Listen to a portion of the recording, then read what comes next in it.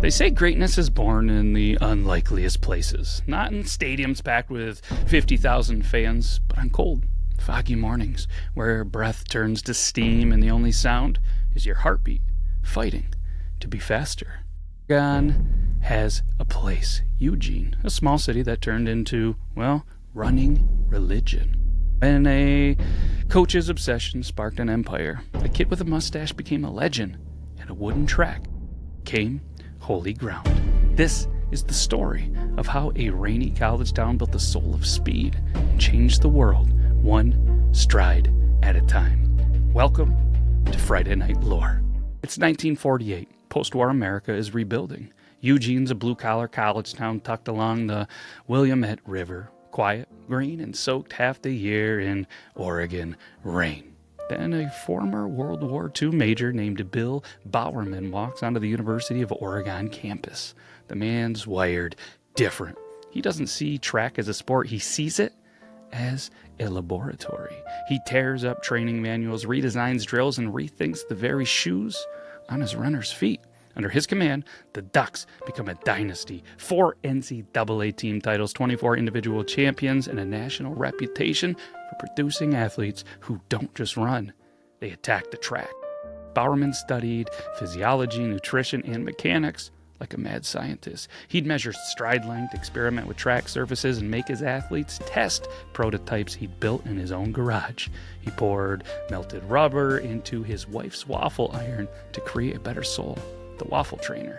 That idea would become the foundation of a global company you might have heard of, Nike. While Bowerman was coaching in Eugene, his former athlete Phil Knight was selling shoes out of the back of his Plymouth. Together, they built something bigger than sport, a revolution in how the world moved. From that rainy town in Oregon, a billion-dollar idea was born, and suddenly, Eugene wasn't just another stop on the map. It was Tracktown, USA. Then came Steve Prefontaine. Born in Coos Bay, Oregon, Prefontaine, or, well, Pre, didn't run to win. He ran to break you. 5'9", mustache thick, hair flying, his eyes locked straight ahead. He'd take the lead early and never give it back. It wasn't arrogance, it was defiance. When Pre arrived in Oregon in 1969, Bowerman found his perfect storm. Genius meets fire. In 4 short years, Pre won 7 NCAA titles, never lost a race longer than a mile at Hayward Field, and set every American record from 2,000 meters to 10,000. But his story wasn't just about speed, it was about the fight. 1972, he ran the race of his life, the Olympic 5,000 meters in Munich. He led the pack for most of it. The crowd chanted his name, but in the final stretch, he fell to 4th. No medal, no glory, just heartbreak. Still back home, that 4th place finish made him a hero. He became the face of American running in the boom that was happening, gracing magazine covers, selling out meets, and calling out the corruption of amateur athletics long before it was trendy to stand up. Then came the night of May 30th, 1975. Pre had just finished a meet in Eugene. He was driving home alone. His car flipped on Skyline Boulevard. He passed away at 24. The town froze. Thousands gathered at Hayward Field. The kid who ran like he was chasing destiny was gone, but the fire he lit never went out. Today, runners from around the world stop at the crash site, now known as Pre's Rock, to leave shoes, medals, maybe even some tears, because even in death, Steve Prefontaine was still leading the pack.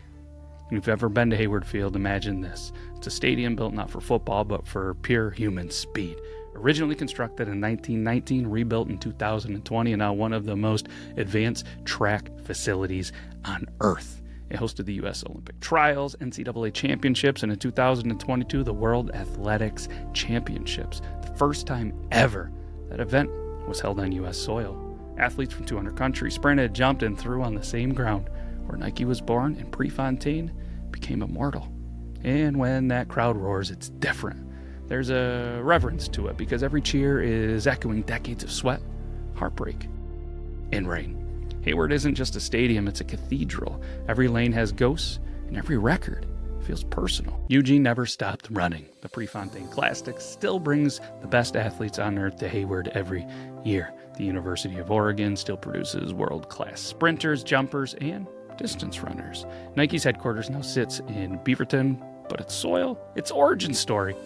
It's Eugene. Every swoosh on every shoe traces back to that flat iron, that waffle iron in Bowerman's kitchen. For every kid who's ever laced up a pair of running shoes, whether it's on a high school track, a dusty back road, there's a little piece of Eugene under their feet. This town didn't just build athletes, it built a movement, a belief that greatness doesn't need bright lights or big money, just grit, rain, and the will to keep running when nobody's watching. When you stand at Hayward Field at dusk, the air feels charged. You can almost hear the ghosts. Bowerman's stopwatch clicking, Pre's footsteps pounding through the mist. Eugene, Oregon taught the world that speed isn't just about time.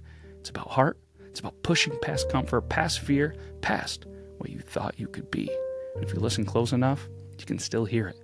The heartbeat of a small town that dared to redefine motion itself. This has been Friday Night Lore, the story of Eugene, Oregon, the city that turned rain into legacy and built the soul of speed. Until next time, keep chasing your finish line.